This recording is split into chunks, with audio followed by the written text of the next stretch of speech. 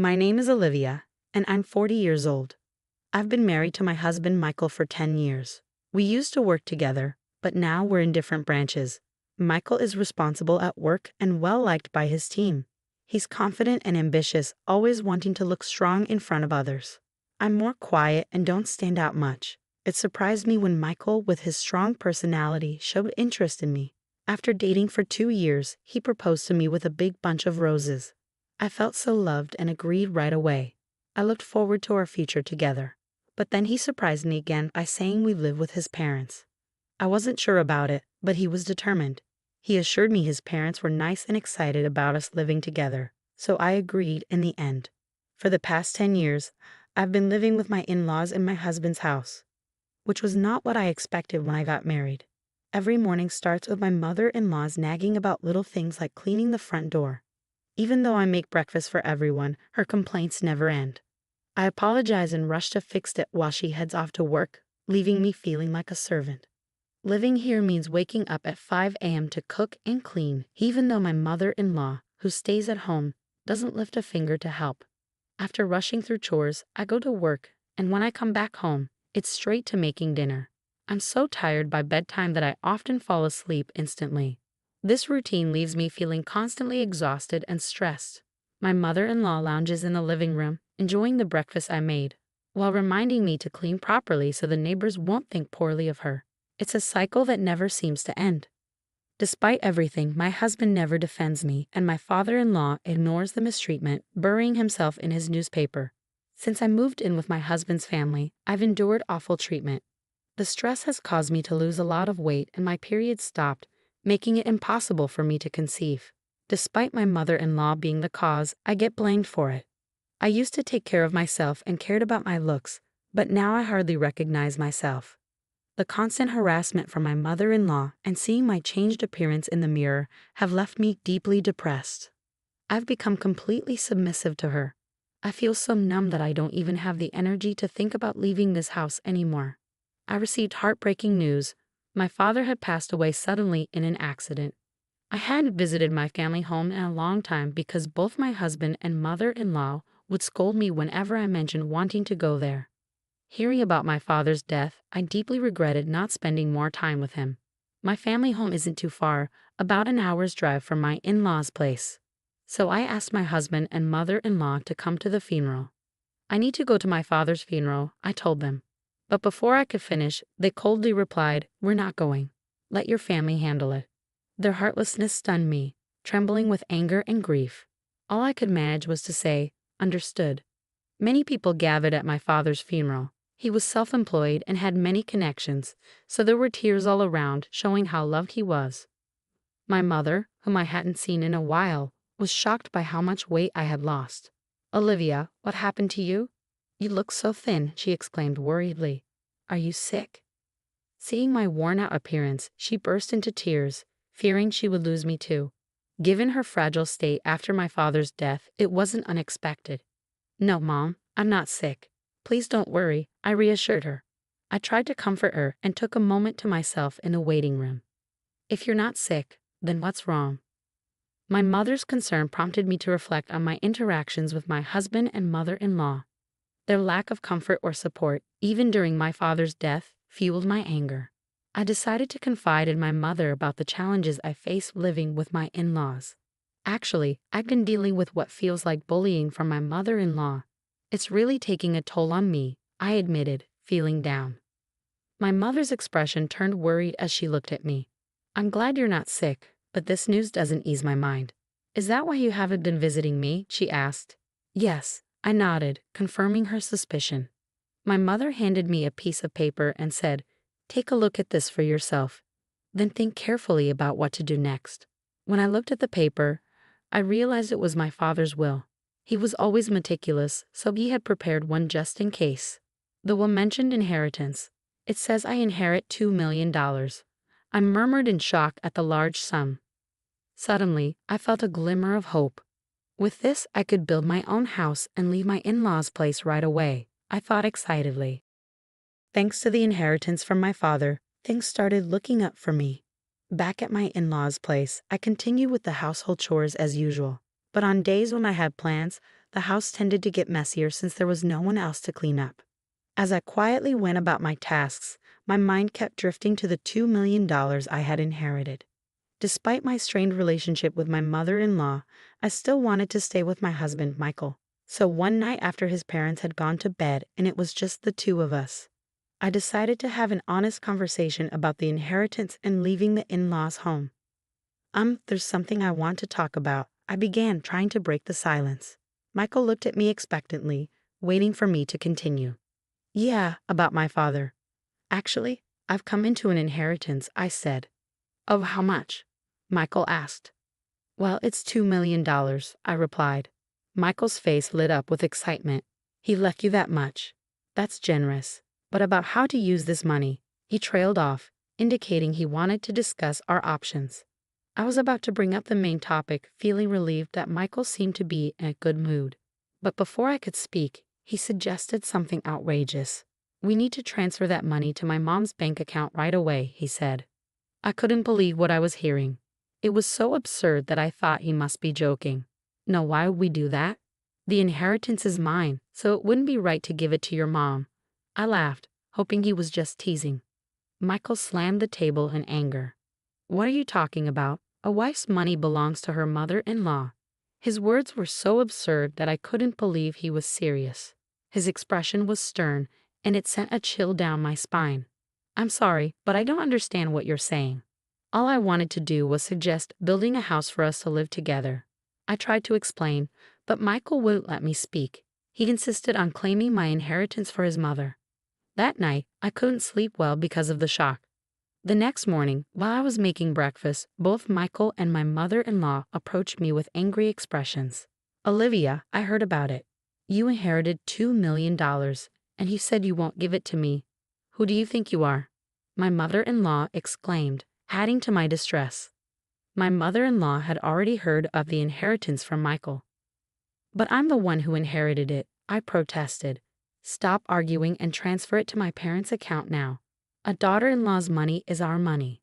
Their determination to claim the inheritance by any means was clear. No matter how much I resisted, they continued to blame me. Realizing my resistance was futile, I fell silent. That's when Michael showed me a piece of paper. You're getting carried away because you've come into some money. I'm the one who's been supporting you. If you don't change your attitude, it's divorce, he said, threateningly.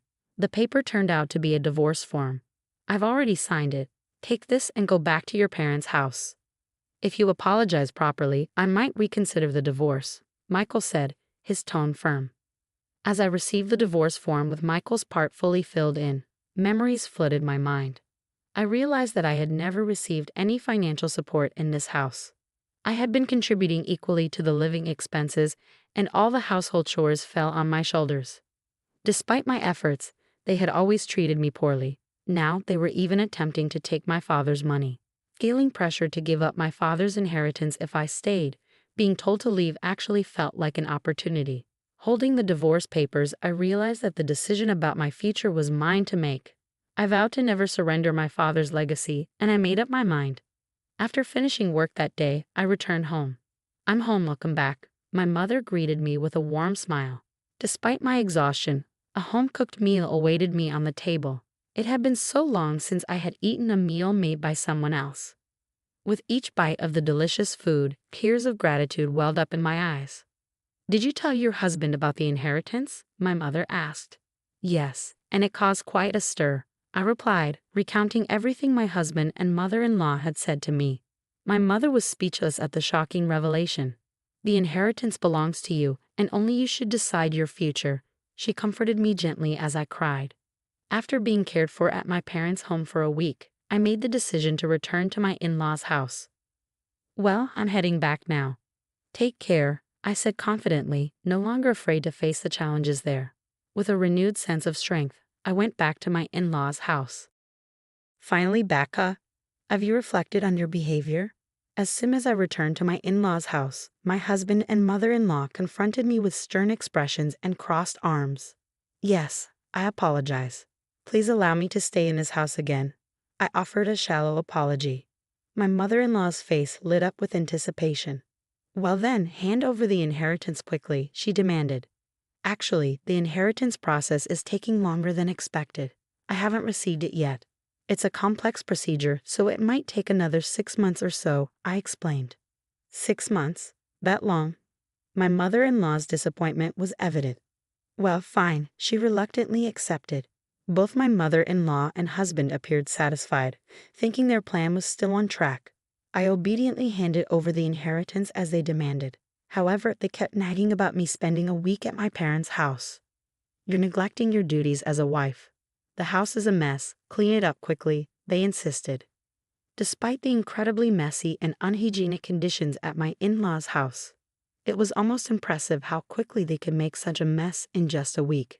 I understood their demands. In the past, I would have been deeply upset to see the house in such a state, but now, I didn't care. No matter how much my mother-in-law bullied me or how hard the housework was, it didn't bother me anymore. I simply did as my mother-in-law ordered without letting it affect me. It's my mother-in-law's birthday, so I'll be leaving. Make sure to keep the house clean, my mother-in-law announced, as she always went on a trip for her birthday. Naturally, I wasn't invited. By the way, have you received the inheritance yet? It's supposed to come in today, my husband asked. How convenient. That $2 million can be a birthday present for Mom. Don't forget to transfer it to Mom's account before we get back, my mother-in-law added. It seemed too perfect that my mother-in-law's birthday lined up with the inheritance arrival. My husband couldn't see through my deception. Without a word, I saw them off with a smile, saying, "Take care." As soon as they were out of sight, I sprang into action, ready to execute my plan that I'd been waiting for so long. They'll be in for a surprise when they return from their trip. But I no longer have to concern myself with their reactions. Quickly, I packed my belongings and left my husband's family home behind. Wow, this is incredible, I exclaimed as I moved my things into my new home. Thanks to my father's inheritance, I had been able to build this house. I felt so happy to be living in such a beautiful place, and I decided to share it with my mother, who lives in my hometown. I felt a deep sense of relief knowing I no longer had to worry about those people. Sinking into the plush sofa, I felt content. Today was a celebration of my new home with my mother. We even invited a chef to cook for us, and we spent the day indulging in luxury. The next evening, my husband called me, his voice full of frustration. What the hell is going on? He demanded, clearly confused by the empty house he returned to. I won't be coming back there. Goodbye, I said firmly, trying to end the conversation without further discussion. But my mother-in-law's angry voice came through the phone. What are you doing? Where are you now? She demanded to know. I can't tell you that. You asked me to clean the house, so I packed up my belongings, I replied calmly. That's not a funny joke. Plus, you didn't transfer the inheritance. How many times do I have to tell you that the daughter-in-law's money is mine? She shouted. Huh, I'm single, I retorted. Suddenly, my yelling mother-in-law fell silent. Single? She echoed. Well, I'm a divorcee. I was handed a divorce paper, so I submitted it. I'm a stranger to you now. Goodbye, I said, ending the call abruptly. I couldn't help but laugh, picturing my mother-in-law's stunned face on the other end of the line. I felt a huge sense of relief to be free from that family. Afterward, I received numerous calls from my ex-husband. When I had some free time, I deliberately answered the phone and ignored the insults from my ex-husband and ex-mother-in-law. I made sure to record all those calls. I decided to seek advice from the police with those recordings. Harassment from an ex-husband is unfortunately common, but it's important to address it before it escalates. Thankfully, the police responded promptly and went to warn my ex-husband's family. For my ex-family-in-law, who valued their public image, just having the police show up was damaging enough. Additionally, a subordinate of my ex-husband who lived in the neighborhood witnessed the police visit. Since my ex-husband was a prominent figure in the company, rumors spread rapidly. Furthermore, colleagues and subordinates who harbored resentment towards my ex-husband began to spread negative gossip about him. Eventually, the rumor made its way to my department. Did you hear about the police visit? My colleagues whispered amongst themselves. I'm divorced now, so I'm not really in the loop, I replied loudly enough for others to hear. The gossip-loving employees eagerly spread the news further. It didn't take long for the rumor to reach my ex-husband's boss. You've been the subject of a lot of negative rumors, haven't you? His boss remarked. What are you talking about? My ex-husband protested. I can't tolerate men who don't appreciate their wives. Furthermore, with these damaging rumors circulating, it will tarnish our company's reputation. Therefore, I've decided to transfer you, his boss declared. The transfer order issued to my ex-husband was severe. Wait, this place is, my ex-husband began, realizing it was a branch office in the least productive region. There's no entertainment around whatsoever. It's like being on a deserted island. Do you understand what this means? His boss continued.